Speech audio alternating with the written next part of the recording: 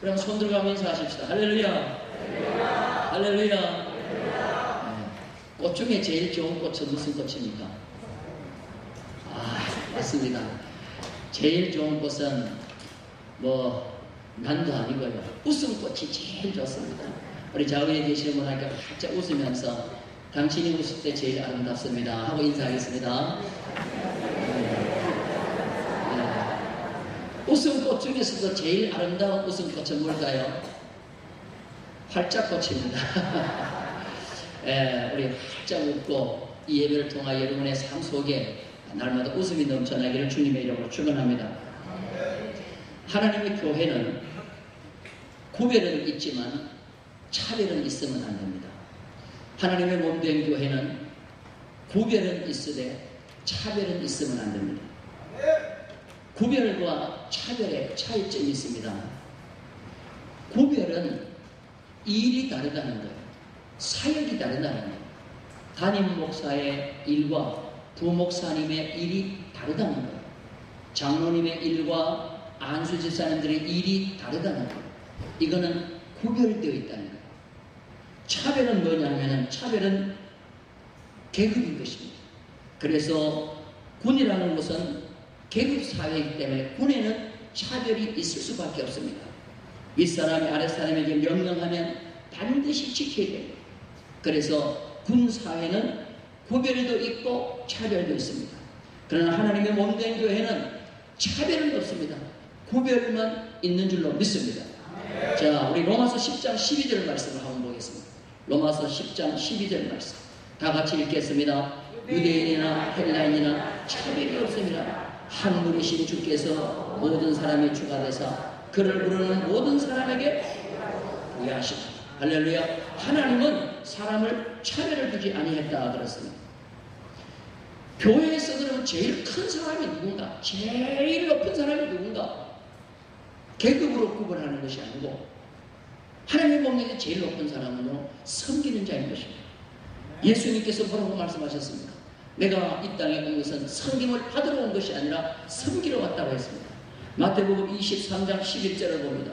마태복음 23장 11절 12절 다 같이 읽겠습니다. 너희 중에 큰 자는 너희를 섬기는 자가 되어야 하며 누구든지 자기를 높이는 자는 낮아지고 누구든지 자기를 낮추는 자는 높아지고 하나님의 몸된 것을 높아지기를 원하시니까 그러면 자기를 낮추라는 거예요.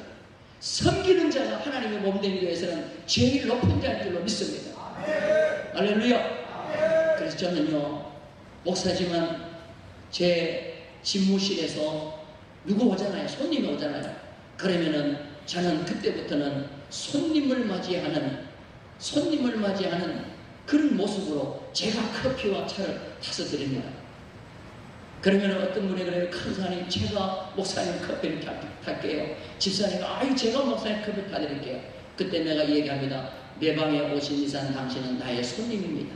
손님에게 어떻게 커피를 타라고 합니다. 여러분들 하나님의 몸된 교회는 섬기는 자가 큰 자인 줄로 믿습니다.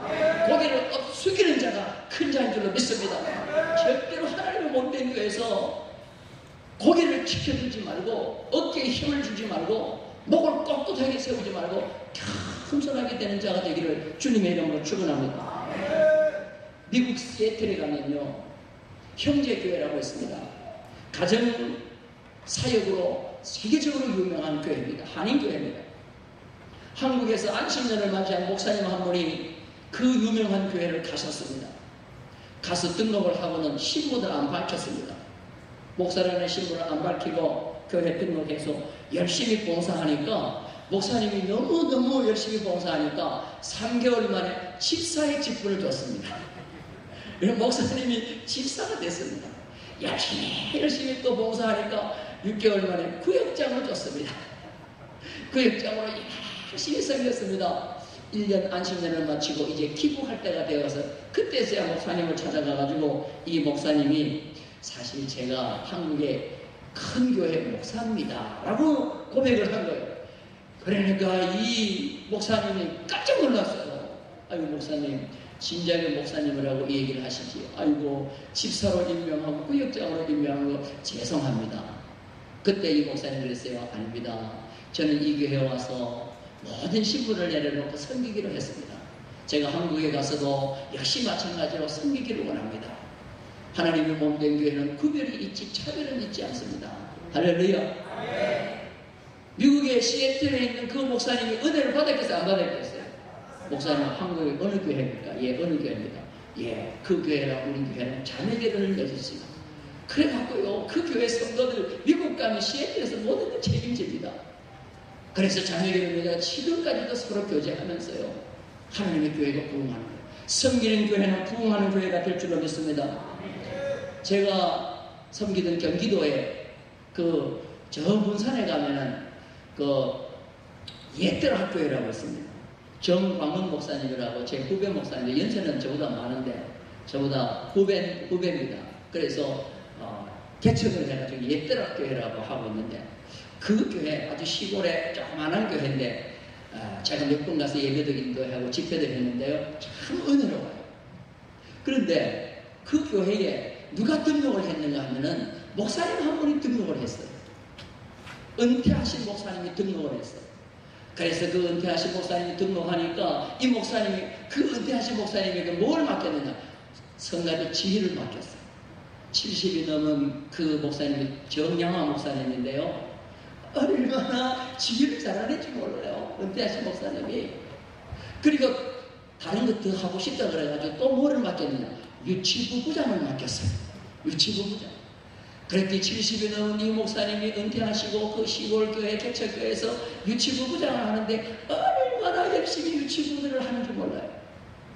어느 해 추수감사절입니다. 추수감사절이 되어가지고 이 목사님이 이제 유치부 애들 앞에서 감사에 대한 설교를 하는 거예요. 그때 개그 콘서트에 뭐가 나오는가 하면 감사합니다, 감사합니다, 이런 프로그램이 나왔어요. 여러분 기억하죠?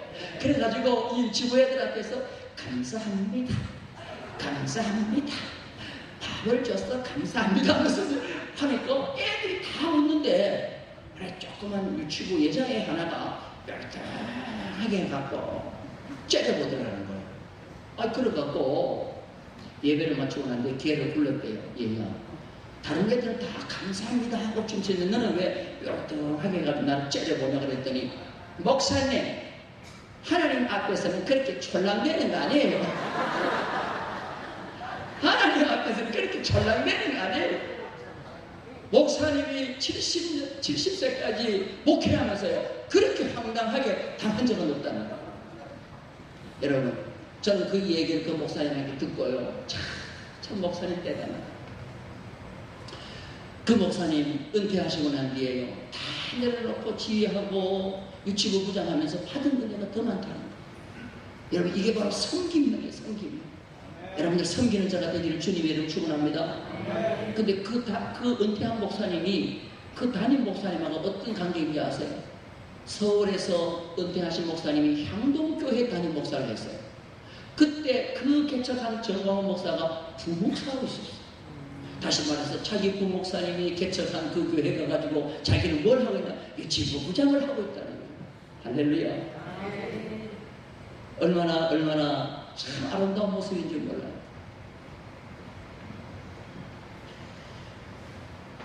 하나님의 교회는요, 언제 은혜가 되냐면 모든 성도들이 섬김의 형으로 바꾸어질 때 하나님의 교회는 은혜로워지는 줄로 믿습니다. 요한복음 12장에 보면 나사로의 집에서 예수님을 위하여 잔치를 벌였다고 했어요. 그러니까 예수님을 위해서 잔치를 하니까 주인공이 누구냐면 예수님이죠. 그 마리아가 예수님을 위해서 잔치할 때 예수님을 섬기는 마음으로 자기에게 가지고 있는 제일 소중한 향유 나드 한 근 300데나리온 시가 3천만 원짜리 가는 그 향유를 깨뜨려서 예수님의 머리에 부었어요. 얼마나 예수님을 위해서 은혜로운 것이었습니까? 예수님을 섬기는 자리였습니까? 예수님을 잔치하는 자리였습니다. 하나님의 몸된 교회는 주일마다 예배를 드릴 때 예수님을 위하여 잔치하는 자리가 되어야 될 줄로 믿습니다. 그런데 거기에 가룟 유다가 있었어요. 그 예수님을 위해 잔치하는 자리에 가룟 유다가 있었어요. 그 가룟 유다가 누구를 비방합니까? 마리아를 비방하는 거예요. 마리아야, 너 왜 그렇게 헛된 짓을 하고 있냐? 그렇게 예수님을 왜 그렇게 섬길 필요가 있냐? 그걸 팔아서 가난한 자를 도와주면 얼마나 좋겠느냐? 예수님께서 가룟유다를 지적했어요. 너 조용해라. 너는 도적이라. 하나님의 몸된 성전교회에 황금을 내고 도적해가는 자다. 그리고 이 여자의 행한 일을 기억하여 복음이 땅끝까지 증거되는 일에 이 여자의 행한 일을 기록하여 그를 기념하라고 했어요. 성경에 예수님께서 이걸 기록해서 영원토록 기념하라는 것은 마리아의 그 헌신이에요. 섬김이에요. 동일한 장소, 나사로의 집에서 예수님을 위해서 잔치하는 동일한 장소, 오늘날로 말하면 동일한 예배를 드리는 장소예요. 마리아의 섬김, 가장 큰 섬김이 있었는가 하면 거기에 가룟유다가 그 섬기는 마리아를 비방하고 오히려 나귀짓을 하는 경우도 있었다는 거예요. 한 장소에 성령의 역사가 일어나는가 하면 한 장소에서 동일한 시간에 마귀의 역사도 일어났다는 거예요. 여러분, 우리 교회는 하나님 앞에 예배드릴 때마다 모일 때마다 성령의 역사가 일어나는 그런 은혜로운 교회가 되기를 주님의 이름으로 축원합니다. 마귀의 역사는 전혀 침범치 못하도록 하나님께서 항상 성령으로 역사하는 그런 예배와 교회가 되어야 될 줄로 믿습니다. 오늘 성경 말씀, 본문 말씀을 보면요, 요한은 두어 잔을 교회에 썼다고 했어요. 요한 3서는 성경에서 참 짧은 두어 잔을 쓴 것입니다. 여러분, 9절 말씀을 한번 보면요, 그런 말씀 있죠. 내가 두어 잔을 교회에 썼으나 보자. 내가 두어 잔을 교회에 썼으나. 그만큼 짧은 이 성경 구절에서 이 요한은 두 사람을 이야기하고 있습니다.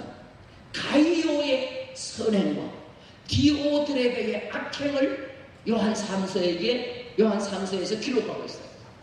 그러면서 선행을 행한 가이오에게는 네 영혼이 잘되고 강건하고 범사에 잘되기를 내가 강구하나 축복을 마음껏 빌어줬어요. 그러나 디오드레베는 그 악행을 지적합니다. 그래서 오늘 이 가이오를 중심으로 해서 우리 모든 성도들이 7월 한 달 섬김의 달인데요, 주님 오신 날까지 섬김형 성도가 되어서 천국에 가면은 섬긴 자가 해같이 빛난다고 했습니다. 그래서 해같이 빛나는 섬김의 축복의 주인공이 다 되기를 주님의 이름으로 축원합니다. 사도 요한은 복음을 전하기 위해서 한 50여 명의 전도대와 함께 이동을 합니다. 그래서 요한 1서, 2서, 3서를 쓸 때는 50명의 전도대가 이동하면서 복음을 전하는 거예요.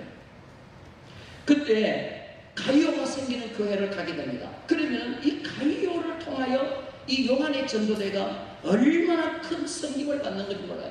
그래서 그 섬김을 받으면서 요한은 가이오에게 놀라운 축복을 빌어줍니다. 자, 우리 1절 다 같이 한번 볼까요? 요한 3서 1절 다 같이 읽겠습니다. 장로인 나는 사랑하는 가이오, 곧 내가 참으로 사랑하는 자에게 편지하나.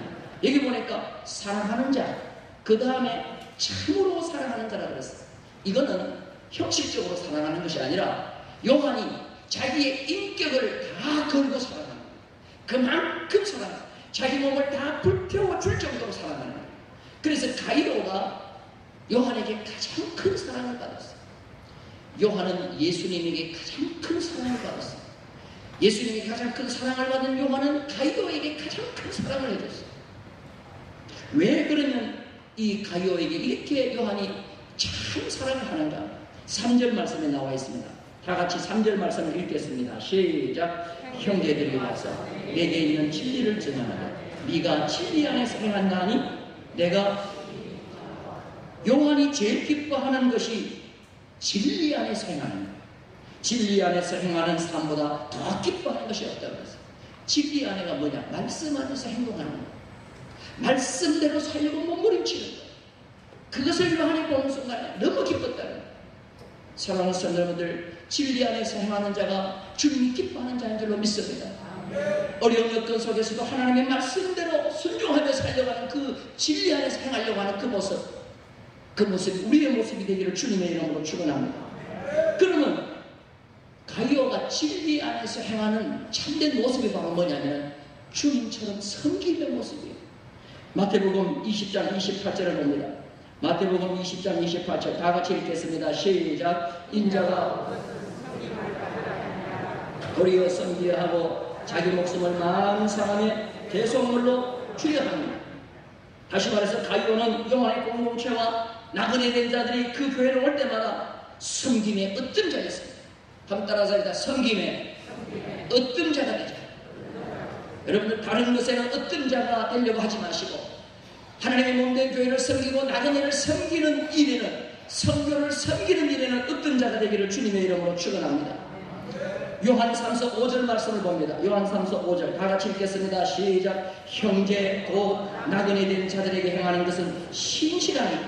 요한뿐만 아니라 로마서를 보면요, 로마서 제일 마지막 절에도 이 가이오를 등장시키는데 바울이 선교할 때도 이 가이오는 바울을 위해서 얼마나 도와준지 몰라요. 로마서 16장 23절을 봅니다. 로마서 16장 23절 다 같이 읽겠습니다. 나와 온 교회를 돌봐주는 가이오로 너희에게 문안하고 이성의 제무관 에라수도와 형제 고아도 너희에게 문안하니. 여기 보니까 온 교회를 돌봐주는 가이오라고 했어요. 온 교회를 돌봐주는 가이오. 근데 지금 번역 성경 말고 옛날 성경을 보면요, 온 교회를 돌봐주는을 뭐로 땡기로 했냐면 식주인이라고 해서 식주인. 따라서 식주인. 식주인이라는 말은 뭐냐면은 식당에서 밥을 먹었어요. 근데 그 밥값을 계산해 주는 사람이 식주인이에요. 영어 성경에는 hospitality host라고 했어요. hospitality host. 이건 뭐냐? 영접 책임자예요. 영접 책임자. 오늘날로 말하면 교회에서 섬김을 하는 봉사부장, 영접부장 정도의 일을 하는 거예요. 그래서 선교사님이 오고 누가 오면은 이분이 모든 것을 다 책임져 주는 거예요. 이게 가요였어요. 이 가요에게 요한은 뭘 빌어줬습니까? 내 영혼이 잘된 같이 네가 범사에 잘되고 강건하기를 내가 간구하노라. 여러분들 이 은혜가 있기를 주님의 이름으로 축원합니다. 성도들의 가정에 오면은 이 말씀이 얼마나 좋은지 요한 3서 2절 말씀을 다 기록하고 있어요. 내 영혼이 잘된 같이 내가 범사에 잘되고 강건하기를 내가 간구하노라. 근데 그 축복이 있기 이전에 가이오가 어떤 사람인가를 생각하시고 그 사람에게 이 축복의 은혜가 역사한 줄로 믿습니다. 여러분의 가정에 이 액자를 적어 놓으셨습니까? 그걸 떼지 말고 그대로 넣어주시고 그 앞에 가이오가 한 것처럼 여러분도 행하는 그런 자가 되기를 바랍니다. 그러면 그 말씀에 부끄럽지 않은 성도가 되는 줄로 믿습니다. 요사이 세계적으로 리더십에 뛰는 그런 유명한 사람이 있는데 그 사람이 누구냐 하면은 일본 대기업 가네보 기업이라고 있어요. 가네보 기업. 일본 화장품 가운데 가네보 화장품이 참 유명합니다. 그 가네보 기업의 CEO를 지낸 미타니 야스토라고 하는 사람이에요. 이 미타니 야스토가 책을 썼습니다. 역전 인생이라는 책을 썼는데요. 그 역전 인생의 핵심이 뭐냐? 자기는 섬김형 인간이 됐다는 거예요. 그래서 그 가네보 그룹의 격리사원으로 이 미타니 야스토가 들어갑니다. 격리사원에서 CEO의 자리에 올라갈 때까지 45년이 걸렸습니다. 그럴 때마다 그는 위기도 있었습니다. 많은 사람들의 모함도 받고 태클도 있어가지고 그 직장에서 쫓겨나야 할 위기도 있었습니다. 그럴 때마다 그는 하나님 최우선, 나는 하나님 최우선으로 살아가겠다 하는 그런 신앙의 각오를 가지고 열심히 믿음으로 견뎌왔습니다. 그의 신앙의 경영 철학이 바로 뭐냐면 그의 경영 철학이 신앙과 경영입니다. 이 기업을 경영하는데 하나님의 말씀에 입각해서 경영하겠다는 겁니다. 그래서 성경에 나오는 황금률을 그 기업 경영 철학에 그대로 대입시켰습니다. 마태복음 22장 39절에 나오는 무엇이든지 너희가 남에게 대접을 받고 싶거든 남을 먼저 대접하라. 내 이웃을 내 몸과 같이 사랑하라. 마태복음 7장 12절, 마태복음 22장 39절 이 말씀을 항상 기업 경영 철학에 적용시켰습니다. 그래서 그는 이익만 추구하는 기업이 되어서는 안 되겠다. 그래서 항상 신앙과 이익을 동시에 추구하는 비즈니스를 해야 되겠다. 그렇게 생각했습니다.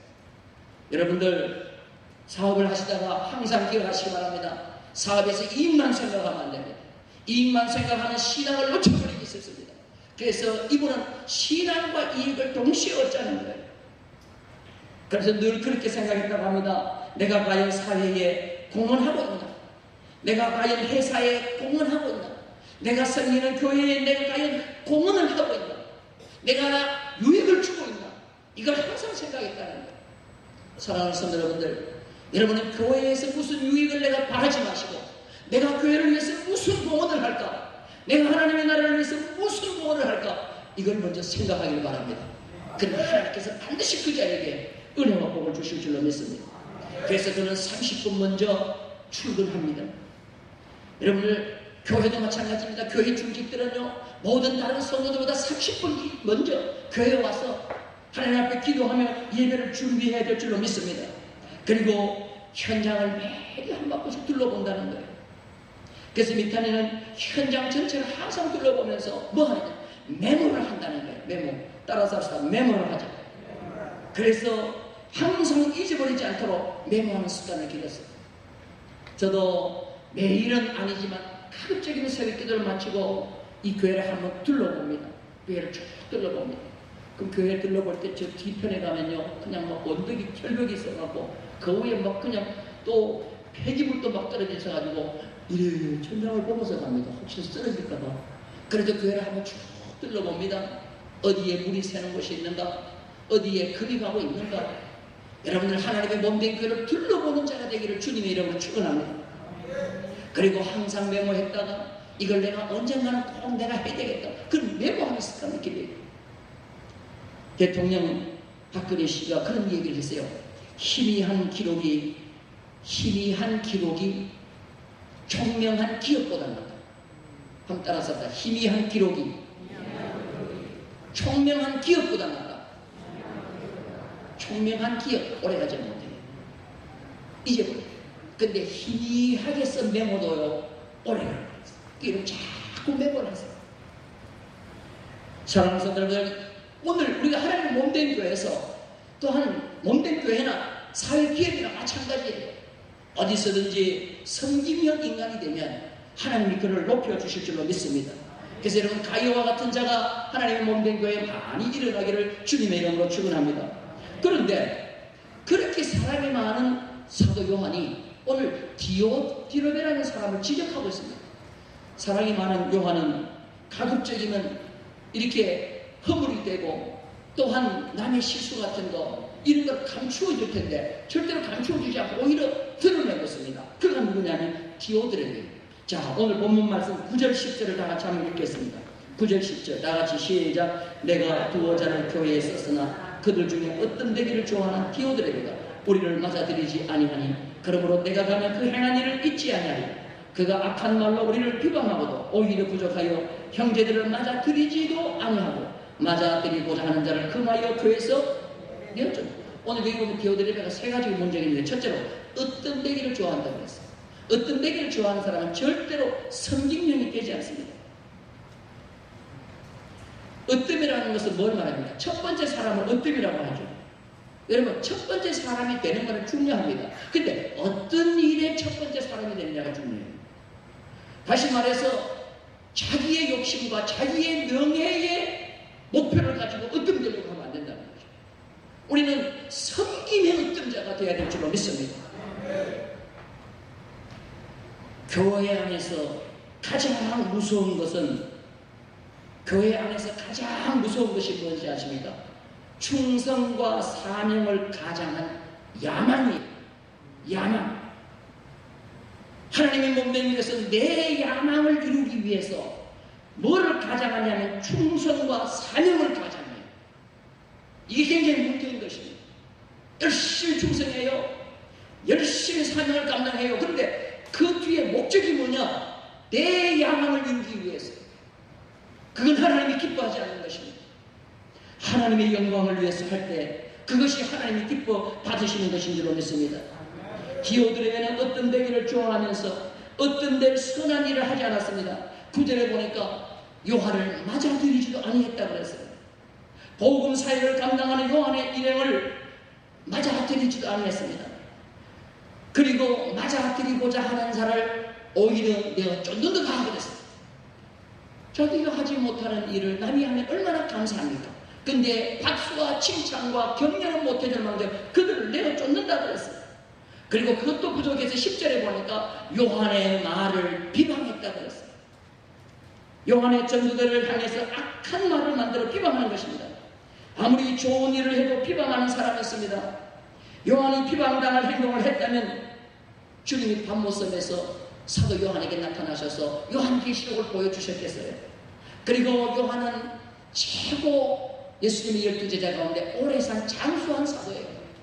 요한이 비방받을 짓을 했다고 하면 그런 일을 했겠어요? 주님도 인정해 줬는데. 그런데 디오드레베는 그 요한의 일랑을 악한 말로 비방했다고 했어요. 여러분들, 하나님의 몸된 교회에서는 그 누구에게도 악한 말로 비방해서는 되지 않을 줄로 믿습니다. 어떤 되기를 좋아하는 사람은 타인의 선행과 공로를 자기 눈으로 봐주지 않습니다. 그런 사람들이 자기 곁에 있는 것조차도 싫어하는 것입니다.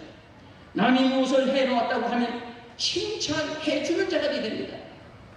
정말로 좋은 생각을 했다. 어떻게 그렇게 좋은 아이디어가 나왔냐? 그렇게 힘든 일을 했냐? 정말 잘했다. 여러분들, 내 주위에 어떤 사람이 좋은 일을 하거든 칭찬과 격려와 박수를 보내는 자가 되기를 주님의 이름으로 축원합니다. 간대 열심히 나면 한다고 했는데 그걸 일이라고 했냐고, 저것밖에 못하냐고. 그렇게 하면 안 되는 거예요. 그렇게 하면 자식이라도 싫어하는 거예요. 할렐루야. 따라서 칭찬을 아끼지 말자. 여러분, 칭찬에 인색한 자가 되면 안 돼요.